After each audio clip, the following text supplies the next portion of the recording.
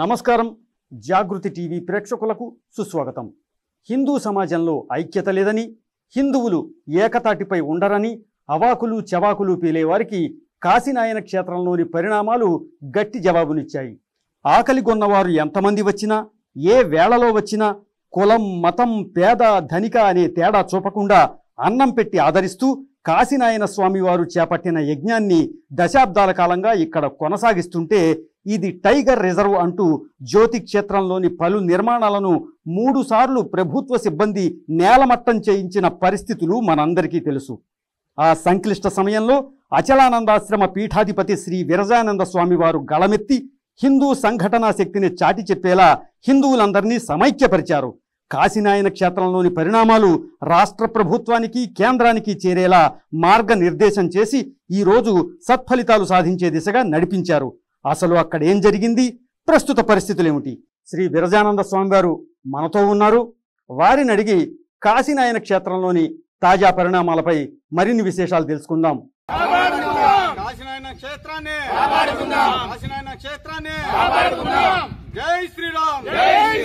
నమస్కారం స్వామీజీ.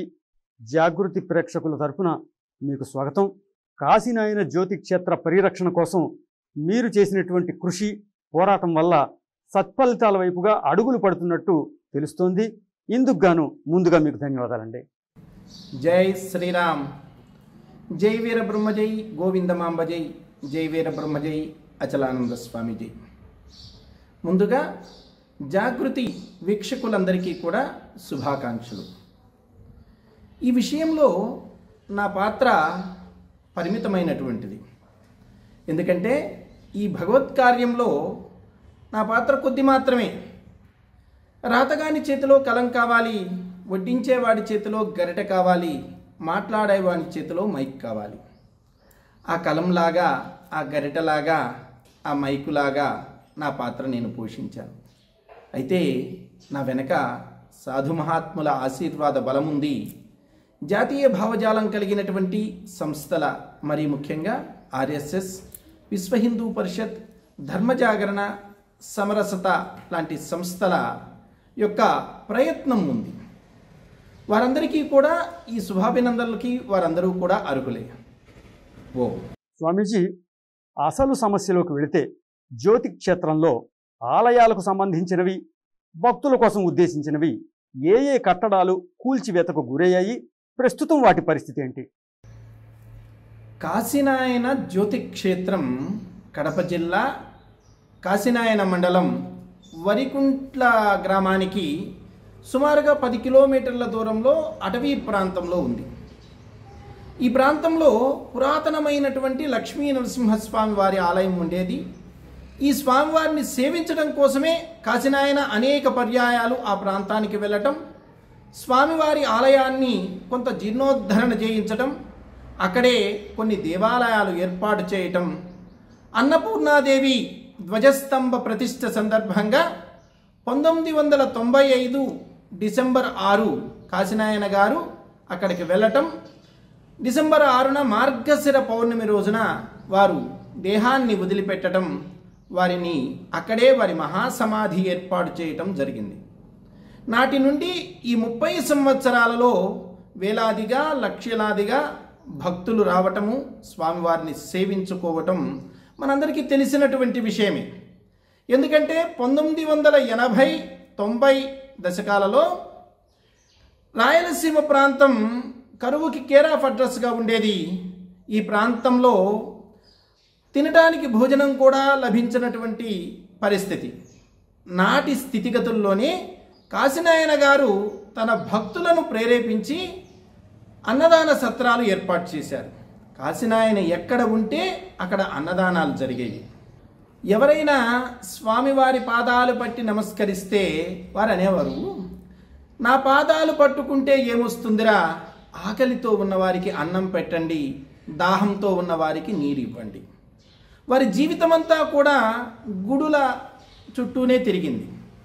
అనేకమైనటువంటి దేవాలయాల్ని వారు జీర్ణోద్ధరణ చేయించారు. సిద్ధేశ్వరం లాంటి ఆలయాలు ఎన్నో వారి కాలంలో వారి ద్వారా జీర్ణోద్ధరణకు నోచుకున్నాయి. ఎక్కడికి వెళ్ళినా అన్నదానాలు జరిగాయి. భక్తులకు ధార్మికమైనటువంటి ప్రవచనాలతో పాటు సామాజికమైనటువంటి ప్రేరణ కూడా వారు అందించేవారు. స్వామి భక్తులలో చాలామంది రౌడీలుగా, గూండాలుగా ఉన్నటువంటి వ్యక్తులు ఆయన పాదాలు పట్టుకున్న తర్వాత మారిపోయి ఆయన బోధనలకు ప్రభావితులై అన్నదాన కేంద్రాలు ఏర్పాటు చేసినటువంటి చరిత్ర ఉంది. నేటికి అటువంటి వారు కొంతమంది అన్నదాన కేంద్రాలు నడుపుతున్నారు. వారు పూర్తిగా మారిపోయారు. దారి వెంట వెళ్తున్నటువంటి వారిని పరిగెత్తి వెళ్ళి పిలుచుకొని వచ్చి కుటుంబ సభ్యుల్లాగా, బంధువులలాగా ప్రేమగా భోజనం పెట్టి పంపిస్తున్నారు. ఇది కాశీనాయన యొక్క ప్రభావం. అంతేకాదు, గ్రామీణ ప్రాంతాలలో చిల్లుల గుడిసెలో ఉన్నటువంటి కుటుంబాలు కూడా, అర్ధెకరా పొలం లేనటువంటి వారు కూడా తమకున్న 30-40 సెంట్లలో పండించినటువంటి వరి పైరులో ఒక అరబస్తా అటు కాశీనాయనకని, ఒక అరబస్తా ఇటు అచలానంద స్వామికి జేజినాయనకని చెప్పి తీసిపెట్టడం మా చుట్టుప్రక్కల గ్రామాల్లో సహజంగా జరిగేటువంటి ప్రక్రియ. అంటే ఒక సామాన్యుడు కూడా సమాజానికి ఏదో చెయ్యాలి, సమాజంలో ఉన్నటువంటి సమస్యకు సమాజం నుండే సమాధానం రావాలి అనేటువంటి ప్రేరణ కాశీనాయన గారు కల్పించారు. ఎవరో వస్తారని, ఏదో చేస్తారని ఎదురు చూడటం కాకుండా మన సమస్యలకు మనమే సమాధానం కావాలి. ఉన్నవాడు, అవకాశం ఉన్నవాడు లేనివాడికి సహకరించాలి, అన్నం పెట్టాలి, వాడిని ఆదుకోవాలి. ఇది కాశీనాయన యొక్క ఉద్దేశం. అయితే అక్కడ అటవీ ప్రాంతంలో ఉండటం వలన 2013 నుండి ఒక వివాదం నడుస్తూ ఉంది. గతంలో మాజీ ముఖ్యమంత్రి అయినటువంటి కోట్ల విజయభాస్కర్ రెడ్డి గారు స్వామివారి శిష్యులు. అలాగనే టీడీపీలో మంత్రిగా పనిచేసినటువంటి బిజివేముల వీరారెడ్డి గారు స్వామివారికి ప్రముఖమైనటువంటి శిష్యులు. అనేక మంది రాజకీయ నాయకులు, మంత్రులు, ఎమ్మెల్యేలు, ఎంపీలు వీళ్ళంతా కూడా స్వామిని సేవించుకునేవారు ఆ రోజుల్లో. ఇప్పటికీ కూడా స్వామి సేవ కోసం వస్తూ ఉంటారు.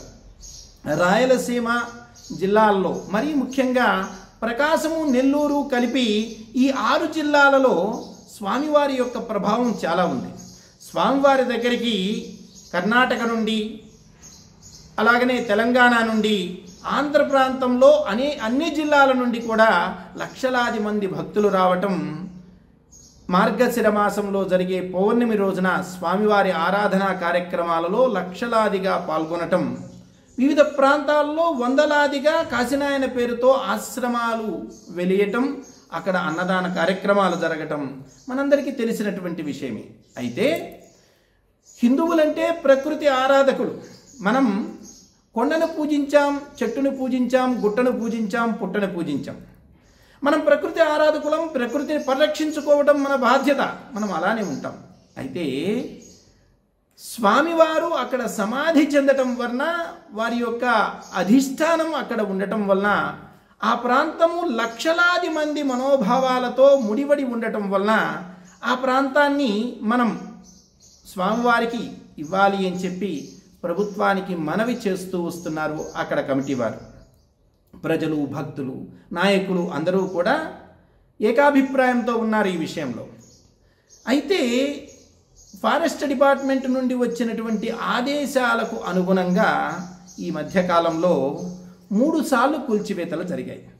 మొదటి 2 సార్లు కూల్చివేతలు జరిగినప్పుడు సామాన్యమైనటువంటి హిందూ సమాజానికి ఈ కూల్చివేతలు జరిగావని తెలియదు. 2 సార్లు జరిగాక అక్కడ ఉన్నటువంటి భక్తులు కొంతమంది మన దగ్గరికి రావటం, స్వామి ఇలా 2 సార్లు కూల్చివేతలు చేశారు, 3వసారి కూడా కూల్చివేతలకు సిద్ధమవుతున్నారు, మీ పోటీ వారు పూనుకోవాలి అంటే మేము ఆ ప్రాంతాన్ని సందర్శించిన తర్వాత అక్కడ జరుగుతున్నటువంటి ఘోరమైనటువంటి విషయాలను చూడటము జరిగింది. స్వామి క్షేత్రాన్ని పరిరక్షించుకోవాలి అనేటువంటి భావనతో ముందుకు వెళ్ళటం జరిగింది. సమాజం దృష్టికి తీసుకుని వెళ్ళటం జరిగింది. 3వసారి కూల్చివేతలు జరిగేటప్పుడు దాన్ని ఆపడానికి మేము ప్రయత్నం చేశాము. అయితే అక్కడ వచ్చినటువంటి అధికారులను కూడా మేము తప్పుపట్టడం లేదు. వారు పైవారి యొక్క ఆదేశాలను పాటిస్తారు, చట్టాలని వారు అమలు చేస్తారు. అలా అని రాజకీయ నాయకులను కూడా మేము ఎవరిని తప్పుపట్టడం లేదు.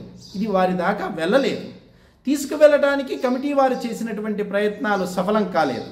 ఈ 3 సార్లు కూల్చివేతల్లో మొదటిసారిగా విశ్వబ్రాహ్మణ అన్నదాన సత్రం కూల్చారు.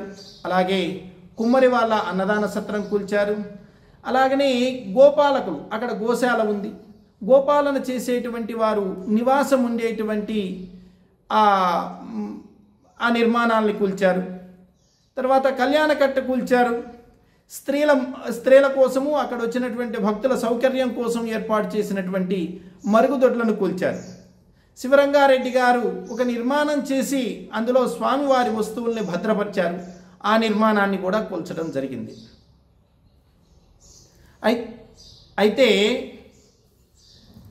తర్వాత ప్రభుత్వం జోక్యం చేసుకున్న తర్వాత వాటిల్లో స్త్రీల కోసం ఏర్పాటు చేసినటువంటి బాత్రూమ్లు, మరుగుదొడ్లు, అలాగనే కళ్యాణకట్ట పునర్నిర్మాణ కార్యక్రమం ఇప్పుడు జరుగుతూ ఉంది. అయితే స్వామీజీ, జ్యోతి క్షేత్రంలో ఈ కూల్చివేతల గురించి ఉన్నత స్థాయిలోనూ ప్రభుత్వానికి సమాచారం ఎప్పుడు చేరింది? ఆ తర్వాత చోటు చేసుకున్నటువంటి పరిస్థితులు ఏంటి? కాస్త వివరించండి. మొదటి 2 సార్లు జరిగిన కూల్చివేతల గురించి భక్తులెవరికి కూడా తెలియదు.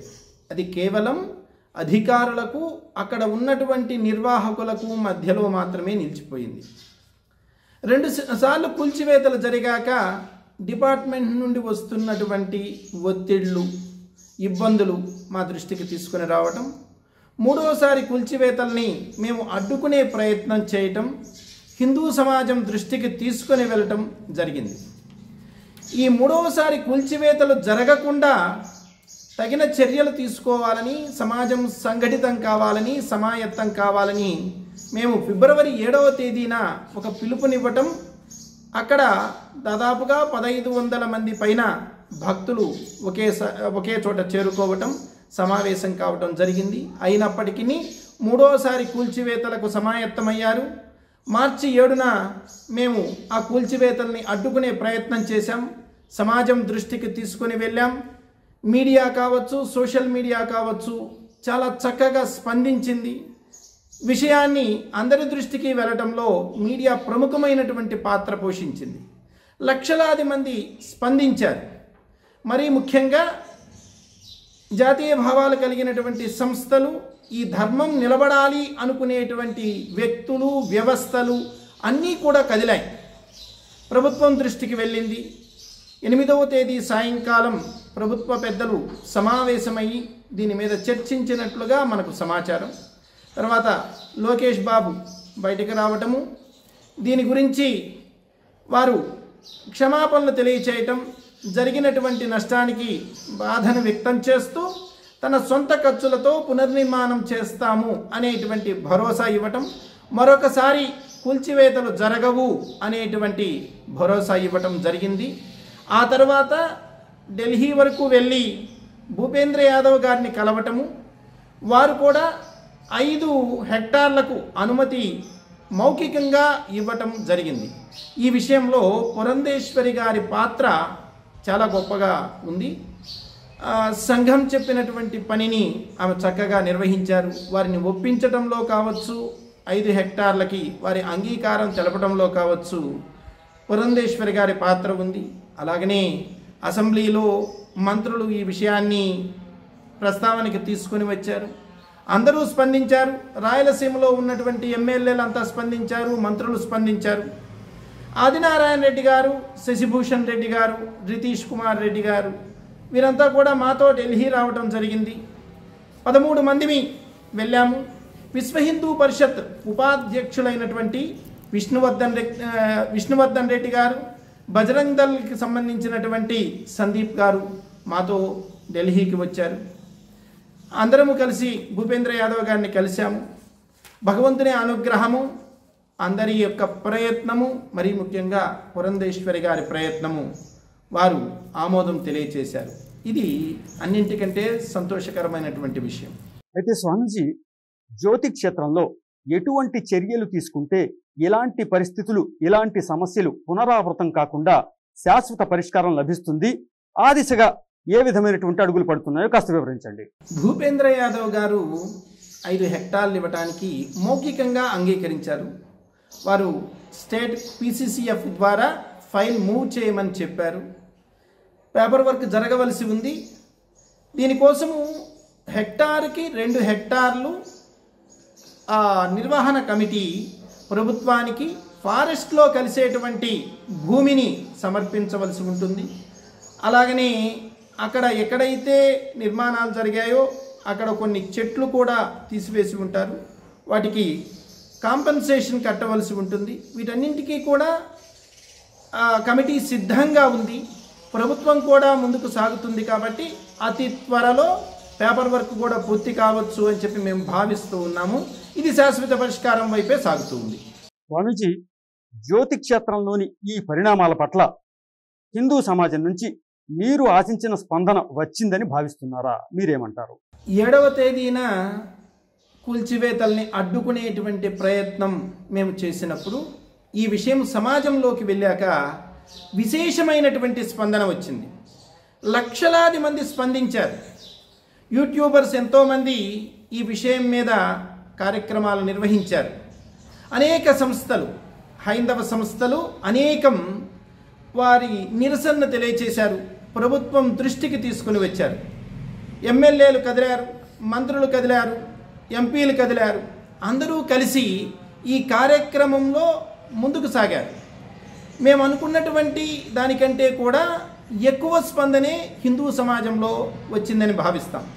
ఈ విజయానికి హిందూ సమాజం యొక్క స్పందనే ప్రధానమైనటువంటి కారణం.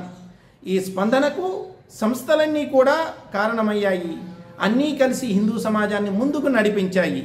కలిసి ఉంటే కలదు సుఖం.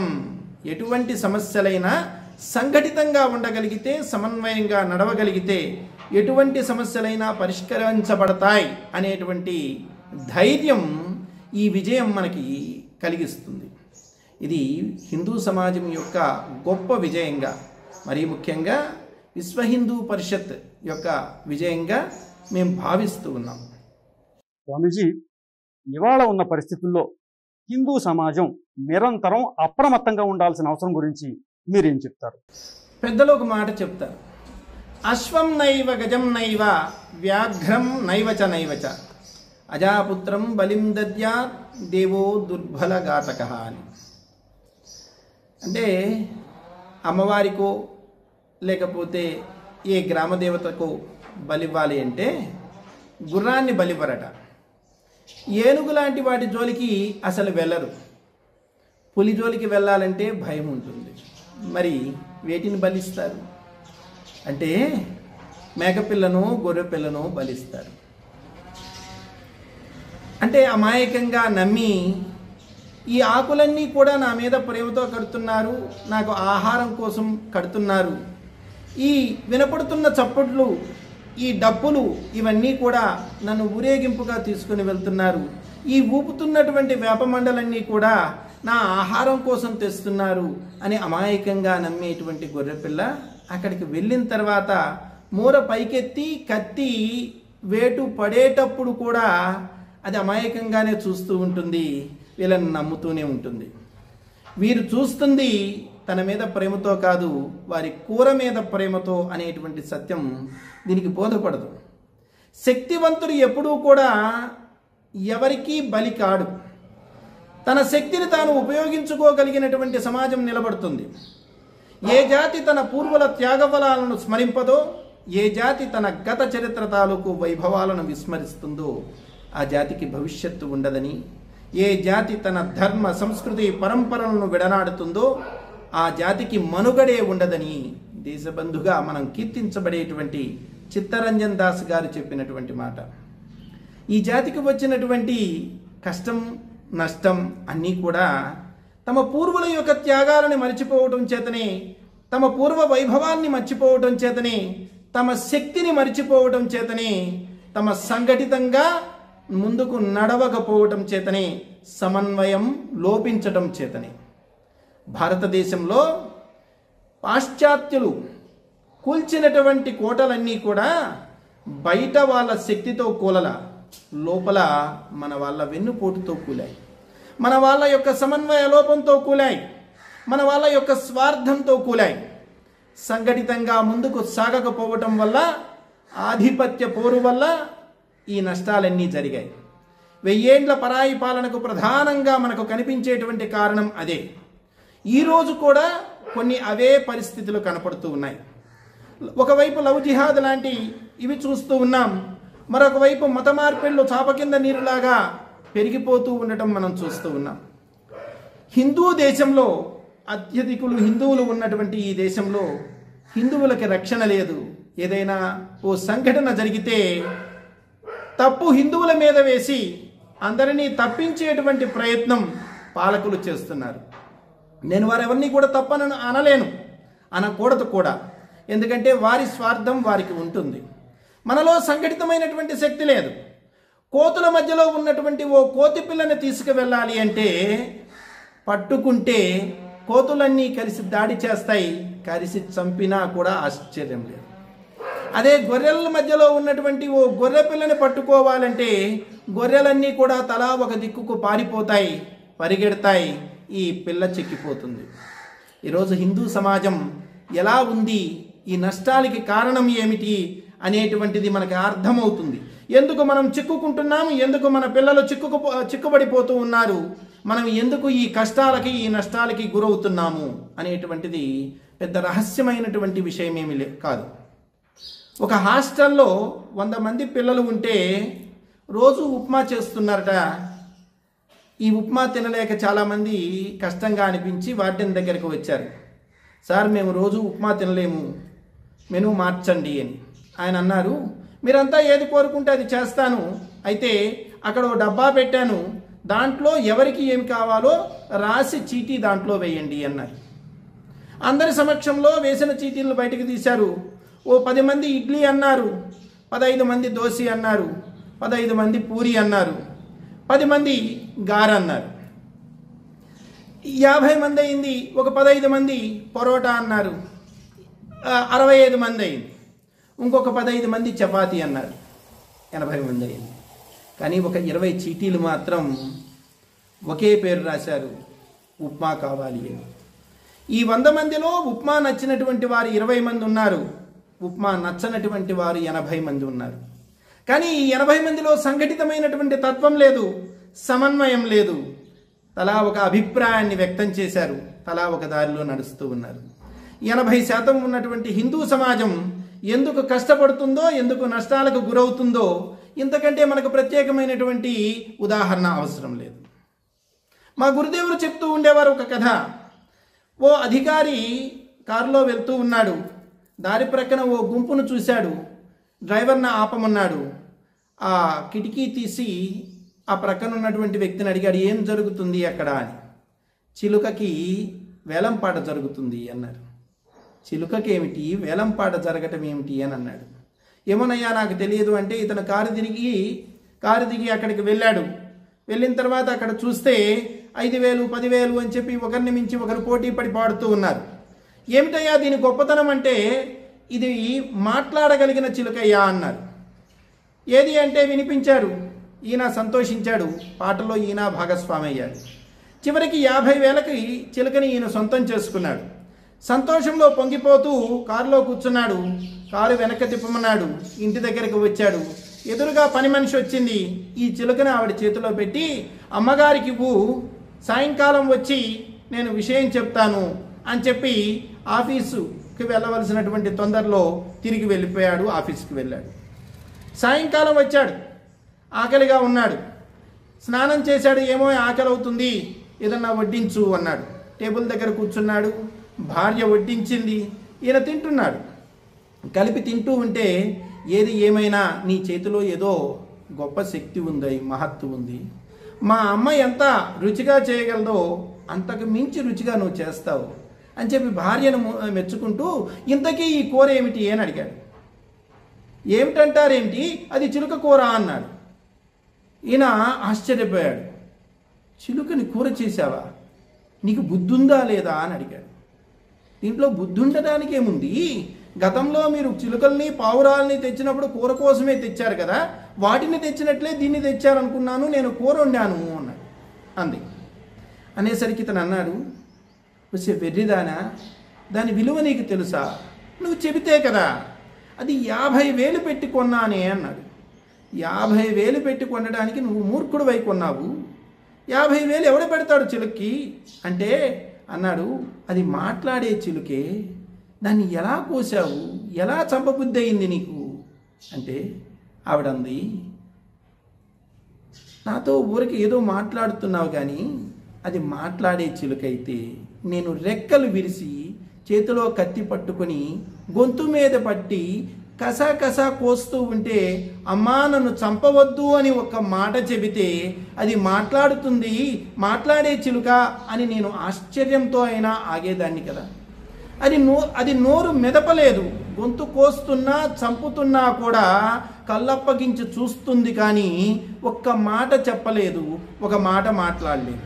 దాని భాషలో అది అరుస్తుంది, ప్రాణభయంతో అరుస్తుంది కానీ ఒక్క మాట మాట్లాడలేదు.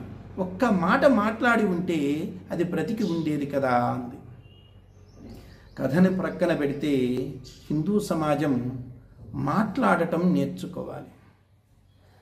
అహింస పరమో ధర్మ, ధర్మహింస తథైవచ అన్నటువంటి పెద్దల మాటని మనం స్మరణలో ఉంచుకోవాలి. స్ట్రగుల్ ఫర్ ఎగ్జిస్టెన్స్ అనుకున్నప్పుడు నీ ఉనికి కోసం జరిగేటువంటి ఆరాటంలో ఒక్కొక్కసారి నీ మౌనం నీ పతనానికి కారణమవుతుంది, నిన్ను బలి తీసుకుంటుంది. నీకు జరుగుతున్నటువంటి కష్టాన్ని నష్టాన్ని గలమెత్తి ప్రశ్నించగలిగితేనే హిందూ సమాజం మనగలుగుతుంది. తమ కోసం మాట్లాడేటువంటి వారిని రక్షించుకోవలసినటువంటి అవసరం హిందూ సమాజంకి ఉంది. ఆ బాధ్యత హిందూ సమాజం మీద ఉంది. సంఘటితంగా నడవలసినటువంటి అవసరం ఉంది. సమస్యలు చాలా ఉన్నాయి, మన మధ్యలో అభిప్రాయ భేదాలు ఉండవచ్చు. ఏమి ఉన్నప్పటికీ అన్నింటికీ మించి మనల్ని మనం రక్షించుకునేటువంటి ప్రయత్నం చేయాలి. దీనికోసం కలిసికట్టుగా నడవాలి. కులాల వ్యత్యాసాలని ప్రక్కన పెట్టాలి. గడప లోపల కులం, గడప దాటితే హిందువులం అనేటువంటి భావనతో ముందుకు సాగాలి. అంతేకాదు, సాటి హిందువు కష్టంలో ఉన్నప్పుడు మనం చేతనైన సాయం చేయాలి. హిందువుని అని చెప్పుకోవడం కాదు, నిజమైనటువంటి హిందువుగా నువ్వు బ్రతకాలి. నీ కుటుంబాన్ని తయారు చేయాలి, నీ బిడ్డల్ని తీర్చిదిద్దాలి.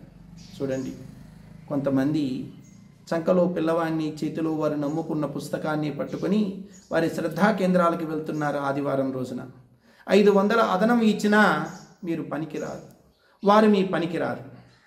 మరొక సమాజం ఇంత పిల్లవాడికి కూడా టోపీ పెట్టి రోజుకు 3 సార్లు 5 సార్లు వాళ్ళ శ్రద్ధా కేంద్రంలో కూర్చోబెడుతున్నారు. కానీ హిందూ సమాజం ఏం చేస్తుంది? ఏం జరుగుతుంది? పిల్లవాడి చేతిలో క్రికెట్ బ్యాట్ పెట్టో, లేదా టీవీ రిమోట్ పెట్టో, వాడిని సోఫాలో పడుకోబెట్టో, ప్రక్కింట్లోకి వదిలిపెట్టో, ఏదో ఒక విధంగా వాడిని మభ్యపెట్టి వీడు గుడికి వెళ్తూ ఉన్నాడు. ఈ ధర్మం తెలిసేదెలా? ఈ సంస్కారం తెలిసేదెలా? మన పిల్లల్ని మనం నమ్మటం లేదు, వారిని ఆడనివ్వటం లేదు, వారిని సమాజంలో కలవనివ్వటం లేదు. కాబట్టి ఈ ధర్మం గురించి మనం చెప్పాలి. శ్రవణ కుమారుడు పుట్టినటువంటి ఈ దేశంలో 100ల కొద్దీ వృద్ధాశ్రమాలు పెరుగుతున్నాయంటే ఈ ధర్మము తెలియకపోవటం వలన జరుగుతున్నటువంటి నష్టం ఇది. ప్రపంచ దేశాలన్నీ కూడా భారతీయ సనాతన ధర్మం వైపు చూస్తూ ఉన్నాయి. అనేకమైనటువంటి దేశాల్లో ఈరోజు రామాయణం పాఠ్యాంశంగా నడుస్తుంది. 170 పైన దేశాల్లో యోగా, ప్రాణాయామం, ఆసన ప్రాణాయామాలు నేర్చుకుంటున్నాయి. రష్యా లాంటి కమ్యూనిస్టు దేశంలో కూడా కృష్ణ భక్తి పెరుగుతోంది. లండన్ లాంటి చోట చర్చిల్లో భారతీయ ఆధ్యాత్మిక వేదాంతం ప్రవచనాలు సాగుతూ ఉన్నాయి. కానీ భారతదేశంలో ఏం జరుగుతుంది? మన ఇంట్లో ఏం జరుగుతుంది? మన పిల్లల మనసుల్లో ఏం జరుగుతుంది? ఒక కుర్చీలో ఓ వ్యక్తి కూర్చొని ఉంటే వచ్చినటువంటి వారు మరొక కుర్చీ చూసుకోవటమో లేకపోతే నిలబడటమో చేస్తారు. కానీ మన పిల్లల మనస్సుల్లో ఈ ధర్మ బీజాలు మనం వేయకపోతే ఎవరో వస్తారు, దీనికి విరుద్ధమైనటువంటి ధర్మ విరుద్ధమైనటువంటి విషయాలని వారి మనసులో నింపుతారు. కుక్కని పిచ్చిది అని ప్రచారం చేస్తే దారిన పోయే ప్రతివాడు రాయి పట్టుకొని వెంటబడతాడు, చంపడానికి ప్రయత్నం చేస్తాడు. అది పిచ్చిదా కాదా అని ఆలోచించేటువంటి అవకాశము, సమయము సమాజానికి ఉండదు. ఈ రోజున ఈ ధర్మం మీద అవాకులు చవాకులు పేలుతున్నారు. అసత్య ప్రచారాలు జరుగుతూ ఉన్నాయి. మనం విననట్లుగా, చూసి చూడనట్లుగా, తెలిసి తెలియనట్లుగా ఉంటే అదే నిజమని అనుకొని భ్రమలో బ్రతికేటువంటి అవకాశం ఉంది. హిందూ సమాజం చైతన్యం కావాలి, సంఘటితం కావాలంటే తన మూలాల వైపు ప్రయాణం చేయాలి, తమ శక్తిని తాము తెలుసుకోవాలి. దీనికోసం మనం ప్రయత్నం చేయాలి, గృహ సంపర్కం చేయాలి. ఈరోజు మనం చూస్తే పేదరికాన్ని ఆసరాగా చేసుకొని, అజ్ఞానాన్ని ఆసరాగా చేసుకొని, అసమానతల్ని ఆసరాగా చేసుకొని అనేక రకాలైనటువంటి ప్రలోభాలకి గురి చేస్తూ ఉన్నారు. మత మార్పిళ్ళు చేస్తూ ఉన్నారు. మనం చూస్తూ ఉన్నాం. మన చుట్టూ ఉన్నటువంటి వారు ఈ ధర్మం గురించి తెలియకుండా కేవలం హిందువునని చెప్పుకుంటూ అవతల వాళ్ళు చెప్పేటువంటి విషయాల్ని నమ్ముతూ ఉంటే, తెలిసి తెలియని వాళ్ళలాగా ఉంటే ఎవరు రక్షిస్తారు? కాబట్టి మనం చూస్తూ ఉన్నాం. ఈ మధ్య కాలంలో జరిగినటువంటి రాయచోటి సంఘటనే కాదు, పశ్చిమ బెంగాల్లో ఏం జరుగుతుందో చూస్తున్నాం, ఉత్తర భారతదేశంలో కొన్ని చోట్ల ఏం జరుగుతుందో చూస్తున్నాం, కేరళలో ఏం జరుగుతుందో చూస్తున్నాం, తమిళనాడులో ఏం జరుగుతుందో చూస్తున్నాం. మన రాష్ట్రంలో గోదావరి జిల్లాల్లో మత మార్పిళ్ళు ఎంత విస్తృతంగా జరుగుతున్నాయో చూస్తున్నాం. మన వంతు ప్రయత్నం మనం చేయాలి. మన కుటుంబాన్ని చైతన్యం చేయాలి, మన చుట్టూ ఉండేటువంటి సమాజాన్ని చైతన్యం చేయాలి. ఇది మన బాధ్యత. గృహ సంపర్క చేయాలి. ఈ ధర్మం గురించి, ఈ ధర్మ వైభవం గురించి, ప్రపంచ దేశాల్లో జరుగుతున్నటువంటి మార్పు చేర్పుల గురించి మన చుట్టూ ఉండేటువంటి సమాజానికి తెలియాలి. సౌదీ అరేబియాలో రామాయణం నేర్పిస్తూ ఉంటే నీ ఇంట్లో ఉన్నటువంటి పిల్లవాడికి నువ్వు రామాయణం నేర్పించవలసినటువంటి అవసరం ఉందా లేదా? అమెరికాలో కేథలిక్ చర్చ్ నిర్వహించేటువంటి శాటన్ హాల్లో భగవద్గీత బోధిస్తూ ఉంటే నీ పిల్లవాడు చేర్చినటువంటి పాఠశాలలో భగవద్గీత ఉండాలని నువ్వు కోరుకోవాలా లేదా? హిందువుని అని చెప్పుకోవటమే కాదు, హిందువుగా బ్రతకాలి. హిందుత్వం నీలో ప్రవేశించాలి. నీవు హిందుత్వంలో లీనమైపోవాలి. ఎందరో త్యాగాలు చేసి జీవితాలు ఫలంగా పెట్టి ఈ ధర్మాన్ని నిలబెట్టారు. గొంతు మీద కత్తి పెట్టి చస్తావా, మతం మారతావా అంటే చావుకు సిద్ధపడినటువంటి మహావీరులు ఎందరో ఉన్నారు. మతం మారతావా, మరుగుదొడ్లు కడుగుతావా అంటే మరుగుదొడ్లు కడగటానికైనా సిద్ధమే కానీ మతం మారటానికి సిద్ధంగా లేను అని చెప్పి పంచములుగా పిలిపించుకుని ఊరి చివర బ్రతికి అందరి చేత అసహించబడుతున్న ధర్మాన్ని వదిలిపెట్టకుండా ఈ ధర్మాన్ని కోసం మరుగుదొడ్లు కడిగినటువంటి వారు మన పూర్వులు. చిన్న చిన్న విషయాల కోసం, ప్రలోభాల కోసం, కర్మ సిద్ధాంతం తెలియక అజ్ఞానంతో మతం మారుతున్నటువంటి మన సోదరులను మనం చైతన్యం పరచవలసినటువంటి అవసరం ఉంది. హిందూ సమాజాన్ని సంఘటితం చేయాలి, సమన్వయంతో ముందుకు నడవాలి. స్వామీజీలంతా పూనుకోవాలి, సంస్థలంతా కూడా అనుకోవాలి, అందరూ కలవాలి. శాఖా భేదాలు వదిలిపెట్టాలి, ప్రాంతీయమైనటువంటి అభిప్రాయాల్ని, వ్యత్యాసాలని దూరంగా నెట్టాలి. అభిప్రాయాలు భిన్నంగా ఉండవచ్చు, కానీ మన లక్ష్యం ఒకటే, ఈ ధర్మాన్ని కాపాడుకోవాలి. ఈ ధర్మం ఒక్కటి ఉంటే లోక సమస్త సుఖినో భవంతు అనేటువంటి మానవీ కోణం బ్రతికి ఉంటుంది. ఈ ధర్మం నిలబడితే ప్రపంచమంతా కూడా సుఖశాంతులతో వర్ధిల్లుతుంది. దానికోసం ఓ హిందువా మేలుకో, నీ శక్తిని తెలుసుకో. నీవు శక్తి తెలియనటువంటి ఆంజనేయుడిలాగా ఉంటే ఈ సముద్రం నీకు దాటడానికి అలివికానటువంటి దానిలాగా కనపడుతుంది. నీ శక్తి నీవు తెలుసుకుంటే ఆ సాగరం గోష్పాద జలంలాగా నీకు కనపడుతుంది. సీతమ్మ జాడను కనుక్కున్నటువంటి హనుమంతుడిలాగా ఈ ధర్మ వైభవాన్ని నీవు ప్రపంచ నలుమూలలను విస్తరింపచేయగలవు. ఆ రకమైనటువంటి శక్తిని, యుక్తిని సర్వేశ్వరుడు ప్రతి హిందువుకి ఇవ్వాలి అని చెప్పి, ప్రతి కుటుంబంలో సంస్కారాలు, సంప్రదాయాలు, ఆచార వ్యవహారాలు వృద్ధి చెందాలి అని చెప్పి పునర్వైభవం వైపుగా ఈ ధర్మపు వెలుగులు ప్రసరించాలి అని చెప్పి కోరుకుంటూ, రాబోయేటువంటి ఉగాది రోజుల్లో ప్రతి ఇంటి మీద కాషాయ ధ్వజం ఎగరాలి, ప్రతి ఇంట ధ్వజారోహణం జరగాలి. నింబ కుసుమ భక్షణంతో పాటుగా ప్రతి ఇంట ధ్వజారోహణం జరగాలి. ప్రతి హిందువు కూడా దీన్ని పాటించాలని కోరుకుంటూ జై శ్రీరామ్. ధన్యవాదాలు స్వామీజీ. జ్యోతి క్షేత్రంలోని పరిణామాలు, పోరాట క్రమం, ఫలితాల దిశగా పడుతున్న అడుగులు, అదే సమయంలో హిందువుల కర్తవ్యం గురించి తెలియజేశారు.